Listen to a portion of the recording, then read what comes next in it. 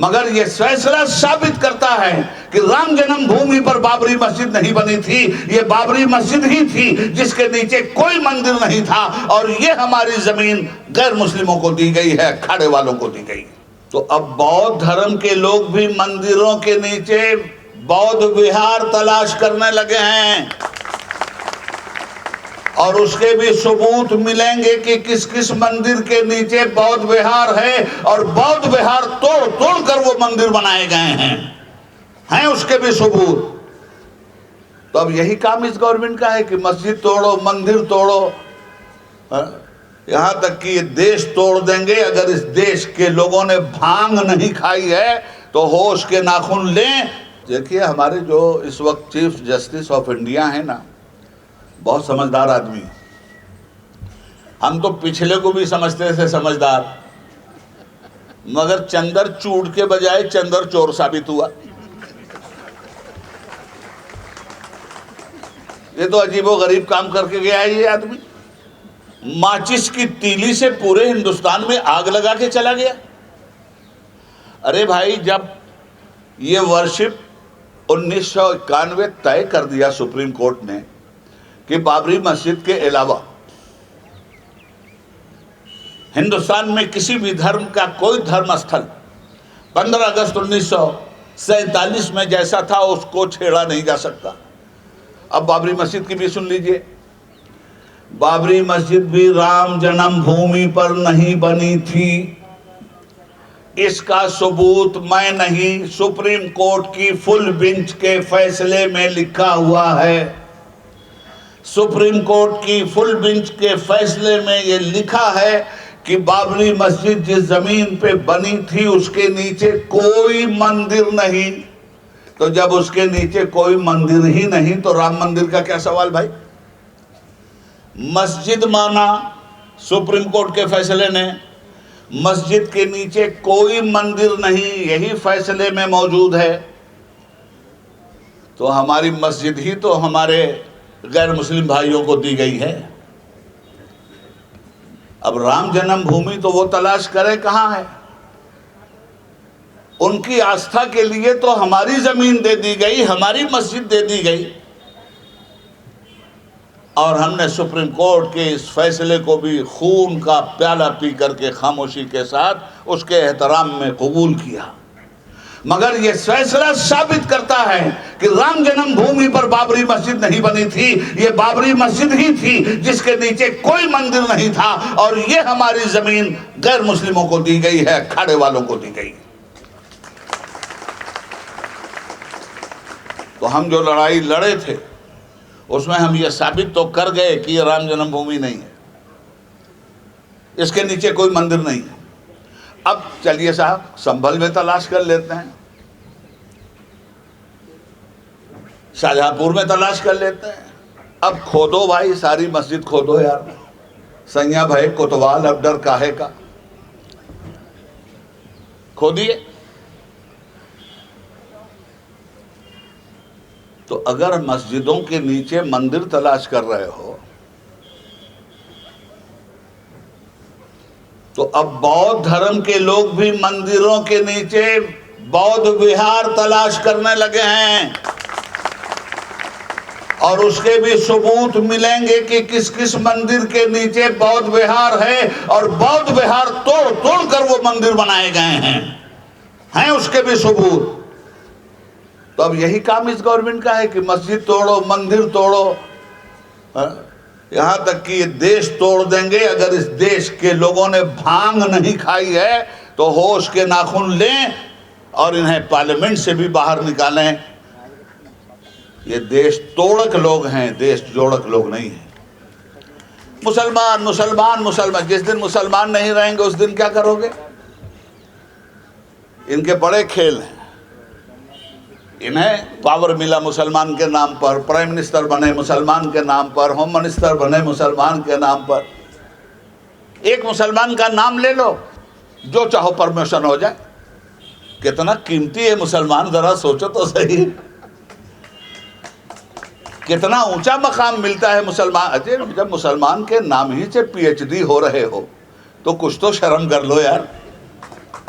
खैर, ये लड़ाई लंबी है, संविधान के अंतर्गत लड़नी है, यह संविधान तोड़कर लड़ रहे हैं। हम संविधान की हिफाजत के साथ लड़ेंगे और इंशाअल्लाह एसडीपीआई कामयाब होगी। और सुप्रीम कोर्ट के ज़रिए जो फैसला दिया गया था बाबरी मस्जिद का, उसमें साफ तौर पर है कि अब इसके बाद किसी और चीज़ पर जो है सुनवाई नहीं होगी। लेकिन उसके बावजूद चंद्रचूड़ जी कहते हैं कि सर्वे होने दीजिए। कहीं ना कहीं एक रास्ता उन्होंने निकाला और उसका नतीजा ये निकला कि कई मस्जिदों के ऑर्डर हुए सर्वे के। जी, सर्वे होने दीजिए। उन्होंने असल में एक माचिस की तीली लेकर मुल्क में आग लगाने की कोशिश की है। हम अपील करते हैं संजय खन्ना साहब से, जो इस वक्त सीजीआई हैं, कि आप मुल्क के दस्तूर और संविधान की लाज रखते हुए उनके इस गैर मुनसिफाना फैसले पर भरपूर तरीके से वार कीजिए, ताकि मुल्क के संविधान के चेहरे पे जो दाग आ गया है, आप इंसाफ के पानी से उसे धुलकर हिंदुस्तान की इज्जत को बचाइए। एक मामला संभल वाला आजकल बड़ी सुर्खियों में है। 2 दिन से एक मंदिर की तलाश कही जा रही है कि हुए तुम दोस्त जिसके उसका दुश्मन आसमां क्यों हो। हिंदुस्तान को अगर इसी तरह के योगी मिलते रहे तो मुल्क को ढोंगियों से बचाने से कोई बचा नहीं सकता। बेहतर यह है कि मुल्क के संविधान के लिए मजबूती के साथ हिंदुस्तान के हिंदू मुस्लिम खड़े हों, और उसी के लिए आज ये धरना प्रदर्शन हो रहा है।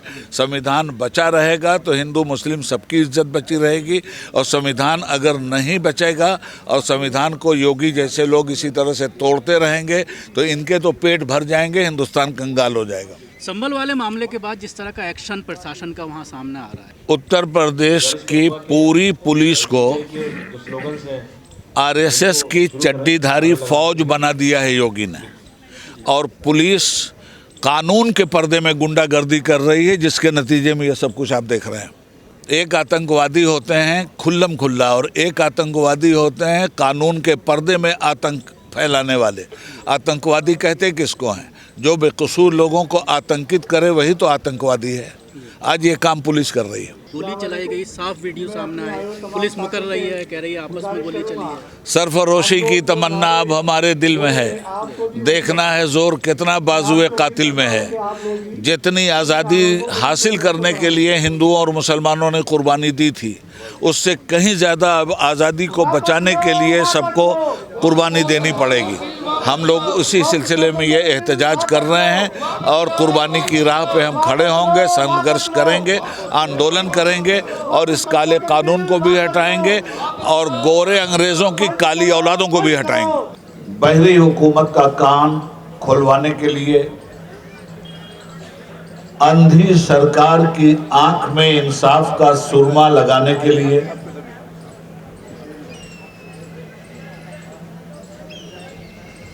और समाज को गूंगा बनाने वाले पार्लियामेंट में बैठे हुए बहरूपियों के लिए आज का ये इजलास खुला हुआ चैलेंज है। मुक़य्यद कर दिया सांपों को ये कहकर सपेरों ने, सपेरे पिटारे से निकालते हैं सांप और लोगों को डरवाते हैं, मगर ये पार्लियामेंट में बैठे हुए सत्ताधारी सपेरे, इन्होंने कुछ ऐसा जहर उगला है नफरत का कि कहने वाला कहता है कि मुक़य्यद कर दिया सांपों को ये कहकर सपेरों ने, अब इंसानों को इंसानों से डसवाने का मौसम है। इंसानों को इंसानों से डसवाया जा रहा है। क्या 2014 से पहले भी खुले हुए नाग इसी तरह इंसानों को डसते थे? जिस सिमत नजर उठती है शोला है, धुआं है। जिस सिमत नजर उठती है शोला है, धुआं है। मैं ढूंढ रहा हूं कि मेरा मुल्क कहां है। एक गंगो जमन ही नहीं इस मुल्क की रौनक, हर लम्हा यहां खून का दरिया भी रवां है। कभी मॉब लिंचिंग, कभी औरतों की इस्मत दरी, कभी मस्जिदों पे हमला, कभी दरगाहों पे तोड़ फोड़, कभी बेकसूर लोगों के मकानों पे चलता हुआ बुलडोजर। क्या ये एक आजाद हिंदुस्तान की तस्वीर है? क्या आजादी का ख्वाब इसीलिए देखा गया था? मैं जज्बाती कोई तकरीर नहीं करूंगा, चंद बातें आपके सामने रखना चाहता हूं। और मैं ये बातें तमाम मुसलमानों से भी कहता हूं, हिंदुओं से भी कहता हूं, इसके ऊपर उठकर तमाम हिंदुस्तानियों से कहता हूं। हमारे मजहब अलग हो सकते हैं, हमारा देश एक है। हमारे धर्म अलग हो सकते हैं, रहन सहन अलग हो सकते हैं, मगर कोई चीज तो है जिस पे कॉमन मिनिमम प्रोग्राम किया जा सकता है। उसी का नाम तो हिंदुस्तान है। कश्मीर की वादी से लेकर कन्याकुमारी की सरहदों तक, बंगाल की खाड़ी से लेकर गुजरात की धरती तक,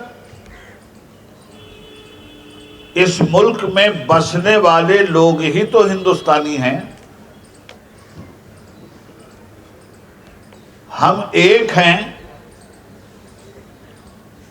हम दुनिया के दूसरे मुल्कों में जाते हैं तो हमें परमिशन मुसलमान और हिंदू के नाम से नहीं मिलता, हमें वीजा इंडियन नागरिक होने की बुनियाद पे मिलता है। तो मुल्क की सरहद के बाहर जो ही हम गए, हिंदू हो के मुस्लिम, सिख हो के ईसाई, सबकी एक पहचान होती है कि इंडियन जा रहा है। हम हिंदुस्तानी हैं। और यही वजह है